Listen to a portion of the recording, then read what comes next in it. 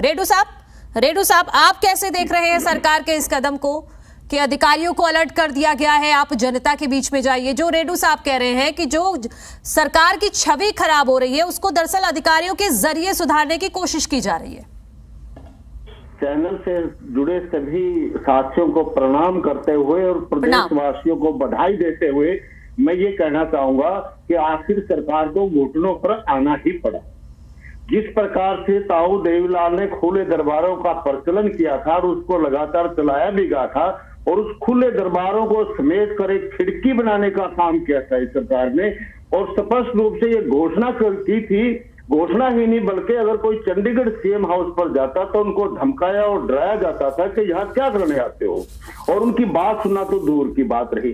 तो इसलिए मैं प्रदेशवासियों को बधाई देता हूं कि आज इस सरकार को प्रदेश की जनता की ताकत समझ ये घुटनों के बल आने का काम हुआ है। देखिए, अब ये जाकर के जनसंवाद कार्यक्रम करेंगे और एक एक हलके में जाएंगे और प्रतिदिन 2-2, 3-3 संवाद की बैठकें करेंगे और उस दौरान वीडियो कॉन्फ्रेंसिंग भी नहीं करेंगे।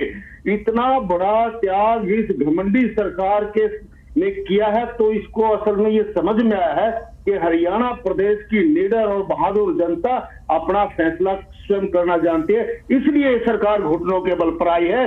सरकार जाने का डर सताया तो प्रदेश का नागरिक इनको याद आया। इन दिखावों का कोई फायदा नहीं होगा। इस सरकार का अंतिम समय है आया।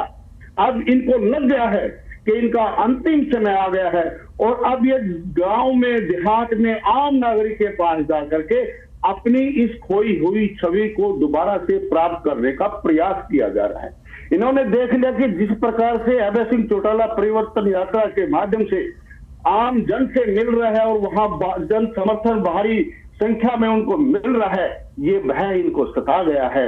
ये भय जो है इनको रात में चैन से सोने नहीं दे रहा है। इसलिए जिस सरकार ने खुले दरबारों को पेड़ के नीचे बैठ करके अधिकारियों के साथ मुख्यमंत्री जब जनता की आवाज सुनता था उसको इन्होंने एक विंडो का रूप देने का काम किया था। आज इनको जनता की ताकत समझ में आई है, इसलिए मैं प्रदेश की जनता को बधाई देना चाहता हूं और इसीलिए वहां पर ये जाने लगे। और दूसरी बात मनु जी, अब ये लोगों को बीच जाएंगे। मैं तो निवेदन करता हूं हरियाणा प्रदेश की सरकार से कि ईमानदारी से वहां के लोगों की और वहां के हालात की जो तस्वीर ये देखेंगे वो ईमानदारी से आपके चैनलों पर बताने का काम करें। किस प्रकार से आम एक हाईवे के ऊपर ये लगे रहते हैं, लेकिन हाईवे की इंटरनल कनेक्टिविटी जो रोडों की देख लीजिए, पूरे प्रदेश में एक भी सड़क चलने लायक नहीं है। अगर आदमी साइकिल पर दूध लेकर के चलता है तो घर जाते जाते मक्खन अलग हो जाता है और लस्सी अलग रह जाती है। ये प्रदेश की सड़कों का हाल है मनु जी। स्वास्थ्य सेवाओं का क्या हाल है? अब मुख्यमंत्री जी स्वयं जाएंगे और पहली बात तो मैं ये कहता हूं, एक और भी कहता हूं कि मुख्यमंत्री कर ही नहीं सकते, क्योंकि जो लोग एसी रूम में बैठ करके राजनीति करने के आदी हो चुके हैं। नहीं तो उसमें भी ज्यादा वक्त नहीं है, 2 अप्रैल से ही शुरू होगा भिवानी से मुख्यमंत्री जी का कार्यक्रम, वो आप देख लीजिएगा। हाँ, लेकिन हम देखेंगे क्या करते हैं, हमारी नजर रहेगी आपकी तरह इनके ऊपर पूरी। किस प्रकार से पहले ही आदेश दे दिया कि सभी अधिकारी जो ना दरबार लगाना शुरू कर दे, क्योंकि हमें मालूम है कि एसी रूम में रहने वाले लोग लंबे समय तक बाहर धूप के अंदर पेड़ की छाया में और उड़ती हुई धूल के बीच नहीं बैठ पाएंगे। मनु जी, आप भी यहाँ, मैं भी यही हूँ, फिर डिबेट होगी, फिर आएंगे।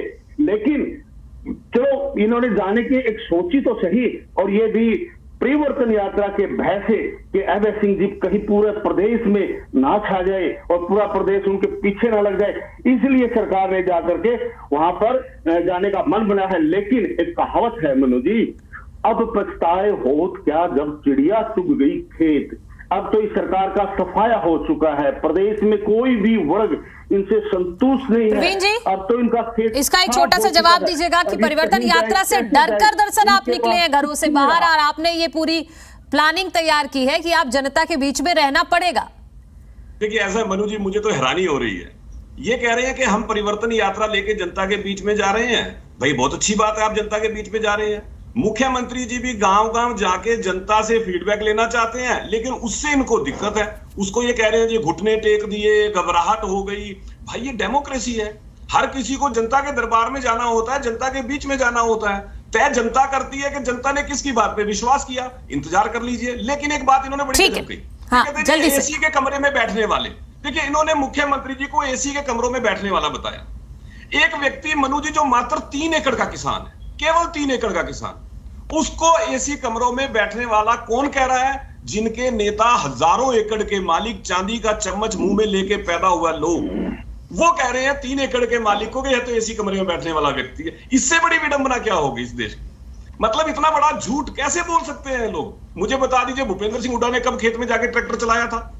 मुझे बता दीजिए कि नहीं, दीपेंद्र जी को तो मैंने देखा है ट्रैक्टर चलाते हुए, खेत में तो नहीं, लेकिन रोड पर वो ट्रैक्टर चला रहे थे।